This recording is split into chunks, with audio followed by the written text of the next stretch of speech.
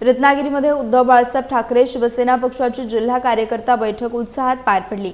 या बैठकीत पक्षवाढीसोबतच हिंदू हृदय सम्राट बाळासाहेब ठाकरे यांच्या जनशताब्दी वर्षानिमित्त राबवण्यात येणाऱ्या विविध उपक्रमांवर सविस्तर चर्चा करण्यात आली। या बैठकीला जिल्हाप्रमुख दत्ताजी कदम, जिल्हा समन्वयक रवी डोळस, जिल्हा संघटक संतोष थेराडे, जिल्हा युवाधिकारी प्रसाद सावंत, महिला जिल्हा उपाध्यक्ष, तालुका प्रमुख प्रशांत पाटील आणि शहर प्रमुख साळुंखे यांच्यासह अनेक पदाधिकारी उपस्थित होते।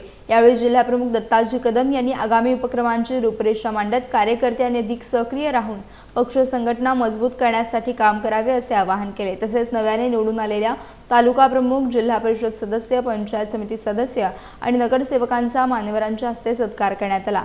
या बैठकीमुळे पक्ष संघटनात्मक हालचालींना वेग येणार असल्याची चर्चा राजकीय वर्तुळात सुरू आहे। आपल्याला सगळ्यांना माहिती आहे की हिंदू हृदय सम्राट शिवसेना प्रमुख बाळासाहेब ठाकरे यांचं हे जन्मशताब्दी वर्ष आहे। जानेवारी महिन्यापासून या वर्षाची सुरुवात झालेली आहे आणि आता मे महिन्यापासून या शताब्दी वर्षाच्या निमित्तानं विविध कार्यक्रमाचं आयोजन जिल्हा पातळीवर करण्याचे आदेश आणि सूचना आम्हाला मिळाल्यानंतर त्याचं नियोजन या जिल्हा बैठकीमध्ये या ठिकाणी करण्यात आलेलं आहे आणि म्हणून मे महिन्यापासून ही सुरुवात होईल।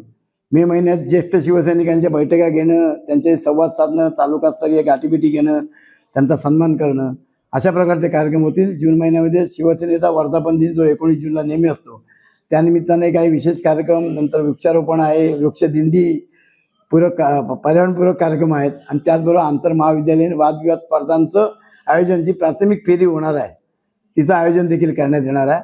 जुलै महिन्यामध्ये मनामनातील बाळासाहेब, म्हणजे सर्व घटकातील लोकांना बाळासाहेब कसे वाटले, काय भावले याबद्दलचे विचार हे करून त्याबद्दलचे एक व्याख्यानमाला आयोजित होणार आहे।